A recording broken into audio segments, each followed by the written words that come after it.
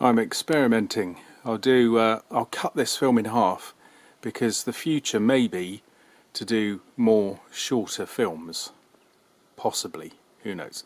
So this is part one of a sort of 65mm-ish Dark Age Warrior, let's call him no more than that.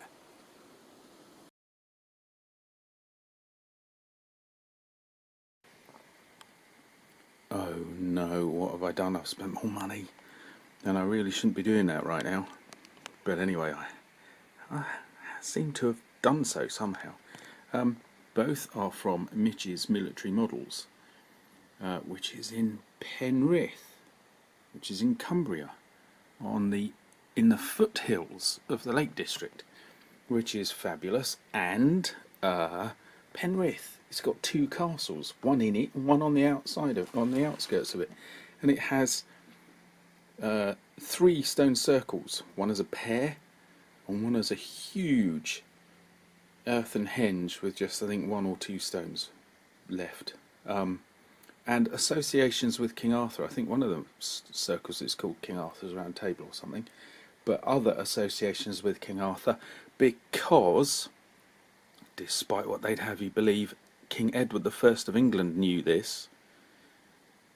King Arthur, not a king, but Arthur was from up on the borders, probably to the west near Carlisle. Don't tell everybody, that is a deep secret. We'll leave that one for another day. Open the packets, man, get on with it. Actually, let's do this one because it's smaller. And I might be able to do it one-handed. The overexcitement. This is great TV. Talking of Arthur, there we have a Saxon. And he's supposed to have fought against them. Which again, I would in some ways question on occasions.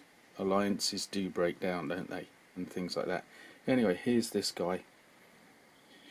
I like, I'm getting to like this kind of continental style of model and packaging because I'm so, what's the word, acclimatized to the kind of Anglo-American airfixy, you know, whiz-bang kind of stuff.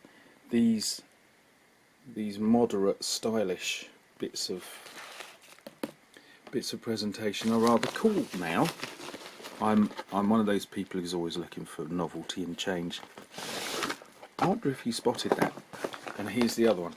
This guy, European knight, 14th century, which means he's the 1300s. Well, yes, he could be if it's the second half towards the late 1400s. 1/24th scale, this one. Can't remember what the scale of the other one is. 1/24th, not bad. What's very interesting, what caught my eye, is not only has he got a nice flag to paint, but look at the amount of fabric, textiles, costume that he's wearing with his armour. And just a little note, I've also got this one, who appears to be the Sutton Hoo man himself, who could easily be a contemporary.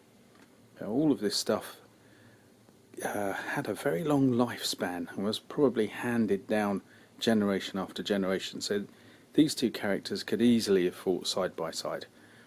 So that's him. We'll do him another day.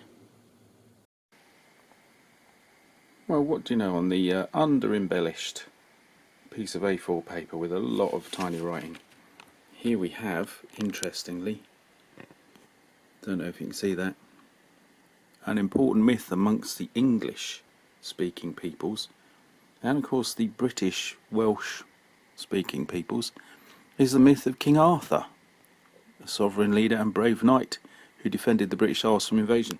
And on it goes. How about that? Well, I suppose, you know, when you've got a Saxon, you can have some reference to him. And it also has written painting instructions. And there he is. I won't tell you how much it cost. It wasn't cheap, but there we are.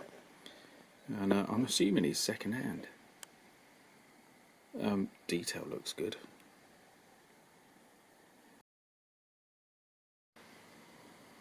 Here's our two chappies, sort of. You can see the considerable difference in scale. What's the size of this fella? this Saxon. I'll have to go back over and check. So yeah, not quite double the size. This is our nice knight with some good gear. There's his gown, which is rather nicely sculpted actually, could have some fun with that. And flag and base. And our Saxon fella, I've just balanced his torso on his legs and his head on top of that, and there's his rather nice shield with a pointed boss. The knight, I've changed my mind about opening those bags. I'll lose stuff, won't I? But tell you what, it's handy getting all these bags. So there's some, and I've, whoops, steady. Who have we got here? On the telly box thing, Richard Dolan, managing conspiracy theories, how the CIA created the term, etc. Good old Richard Dolan. Everybody associates him with UFOs, but he's actually a fabulous political historian. Well worth listening to him as a politician or a political analyst. Anyway, here's our little figures. At this point I think we split the films and each one goes in a different direction.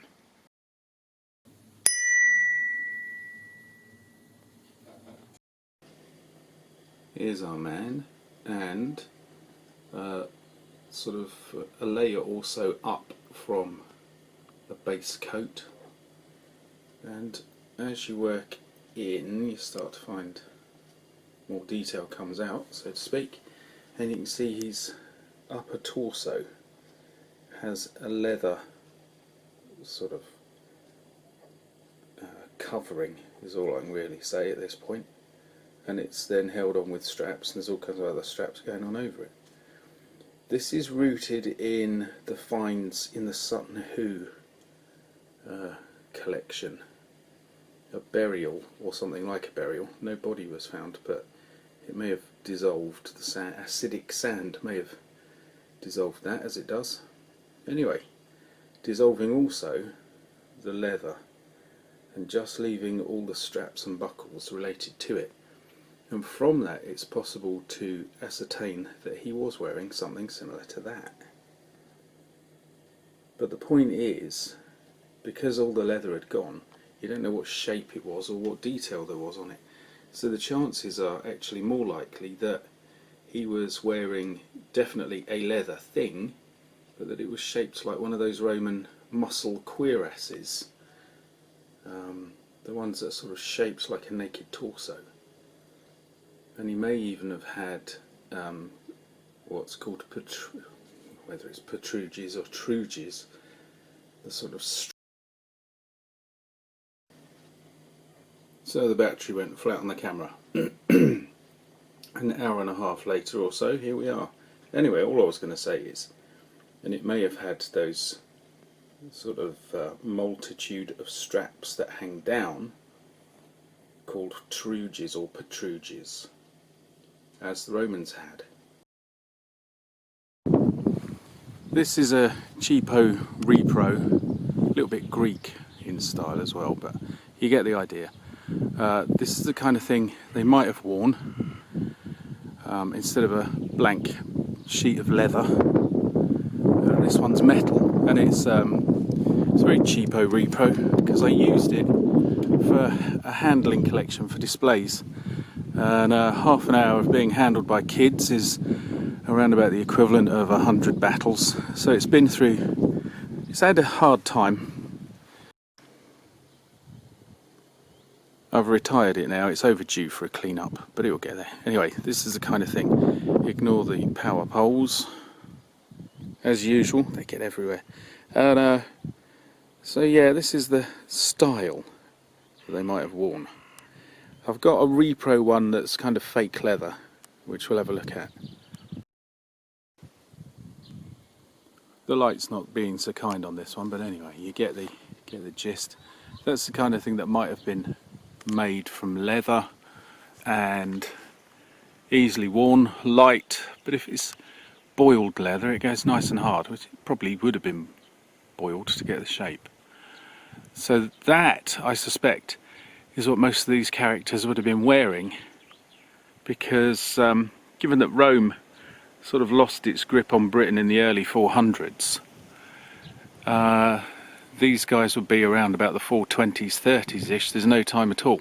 And they will be either stealing or taking from dead on battlefields, or trading or passing down and inheriting, this kind of thing. So it's extremely plausible. So in some ways this is guesswork, and this is sort of, this is how archaeology goes. Because they can't find the leather, then they can't say anything about the leather. They can't say how far down it came. They can't say if it was tooled, patterned, shaped, formed, any of that.